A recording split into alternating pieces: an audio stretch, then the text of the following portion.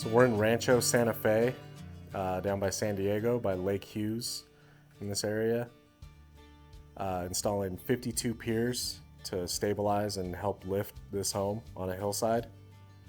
There are 39 helical piers and some push piers also that we're utilizing. We're going to be doing polyfoam in all the voids that we create after the lift. Dealing with hillsides, a lot of the time you're going to need to take into account lateral movement as well as vertical movement. The vertical is like the settlement, and then also you could be moving back toward the hillside. It's called lateral movement, where we'd be utilizing tiebacks and helicals in those locations. Yeah, plans can change once the engineer, sees, the site conditions and the location. They could be, wanting to change up the scope of work. And this property is a post-tension slab, so there's post-tension cables running through instead of rebar. That can be a little bit challenging, so before we do any drilling or cutting of the slab's interior, we have it marked out, so there's marks everywhere. We call in GPRS, ground penetrating radar, to come mark all the lines and then mark all the plumbing and everything like that.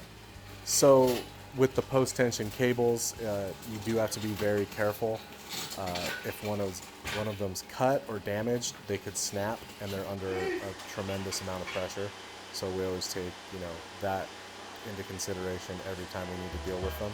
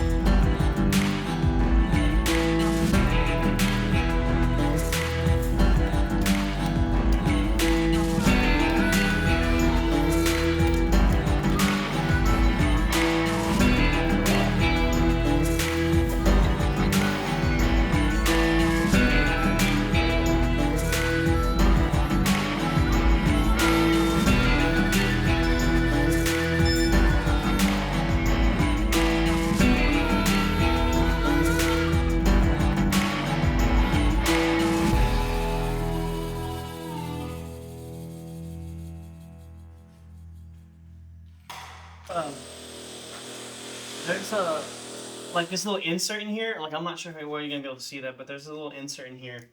And so the cables are laid out before the slab goes in. And it's got like a plastic sheath on it, and the cables through it. It's got this grease on it, I guess to keep it from rusting, which is actually pretty sick.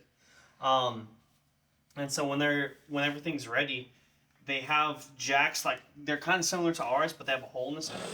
And they can pull the cable to a set pressure.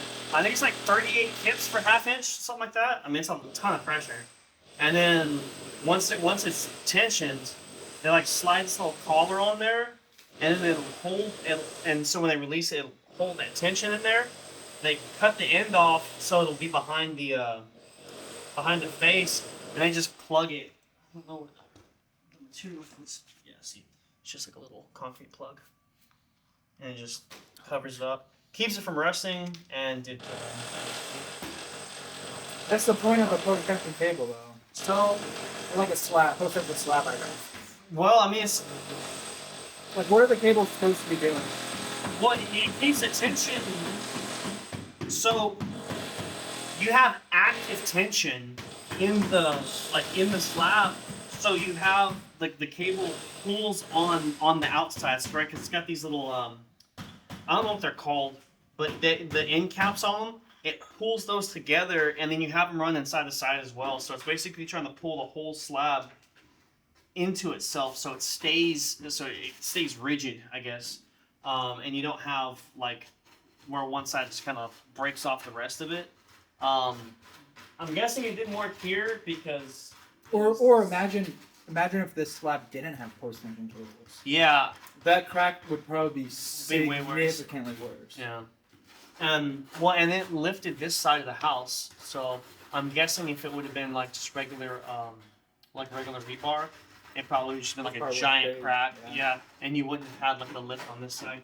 And you stick these little guys on there, right into that little insert, and so whenever you release the pressure, they've got like these little like ridges on them, so it'll grab into the cable, right?